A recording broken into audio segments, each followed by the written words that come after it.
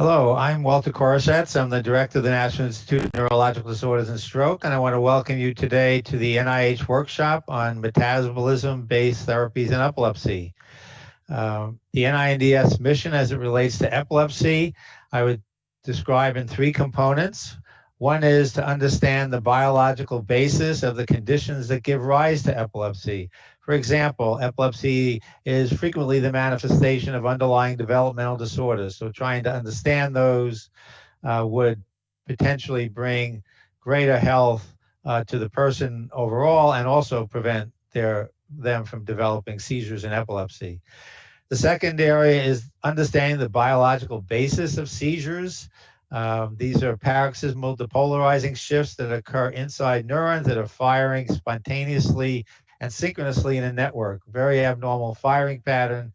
How those circuits generate those, how they and how it's stopped, how this kind of seizure activity is eventually stopped is certainly really important to understand. And secondly, we know that that epilepsy is not a single seizure. Pretty much anybody with the right stresses can have a seizure.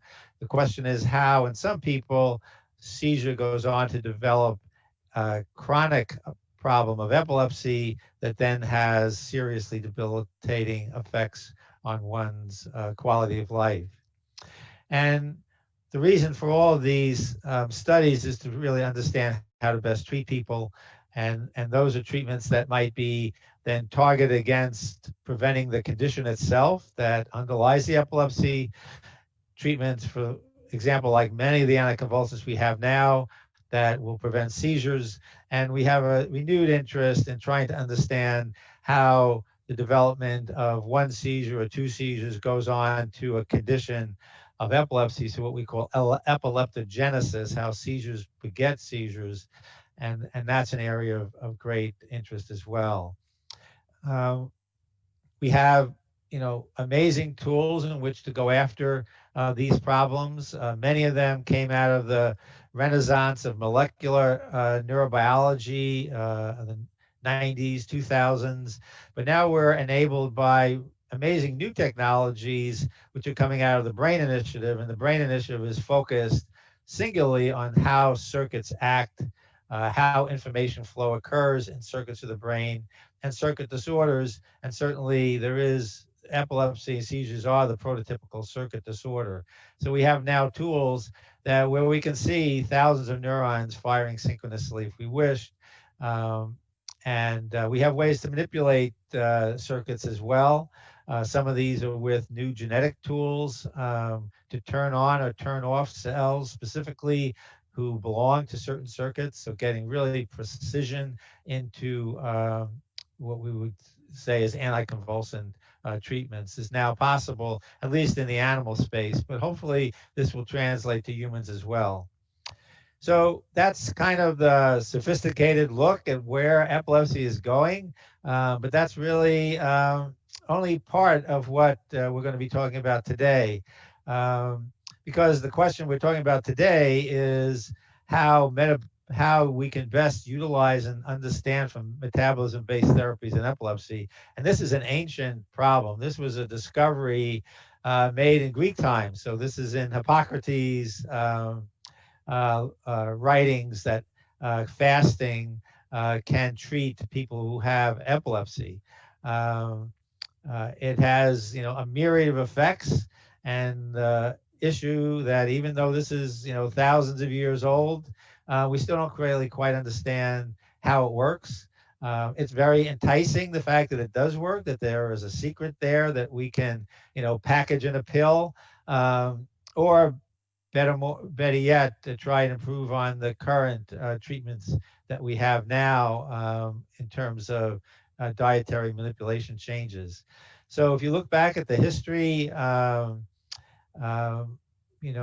fasting was kind of brought into the treatment of epilepsy starting in the US in around the 1920s, when Dr. Conklin from Michigan found that fasting could prevent serious seizures in people with kids with refractory epilepsy. This was presented at the AMA convention in 1921, um, and um, and it wasn't really clear what was going on. But in 1922, Dr. Wilder at Mayo had the idea that it wasn't just the fasting, but it was actually the ketosis that occurs when you are deprived of calories over a long period of time. Your body will hit its fat stores, develop ketones, will also hit its muscle beds, create protein. So things like fatty acids go up, ketosis occurs, glucose goes down, and uric acid goes up. And so key was discovery was that you could actually achieve some effects by limiting carbohydrates, but feeding people with high fat diets. So then you get the ketosis without the starvation, and that led to this idea of the ketogenic diet. Interestingly, in those periods, there was this theory that the epilepsy was coming, and the fact that fasting worked was because epilepsy was coming from the intestines. So sounds crazy, but here we are again looking at the microbiome and the effects of fasting and the ketogenic diet on the microbiome and its effects on the brain. So maybe not so crazy, but clearly something we have to get really rigorous about and try and understand how this therapy does create its effects, its beneficial effects, and how best to use it. Um, so the, the the goal of this workshop is to kind of take a deep dive into this age-old question, but to use the tools and technologies we have now to get kind of much more definitive answers. So if we're talking about the intestine, what's going on? Is there a microbiome shift?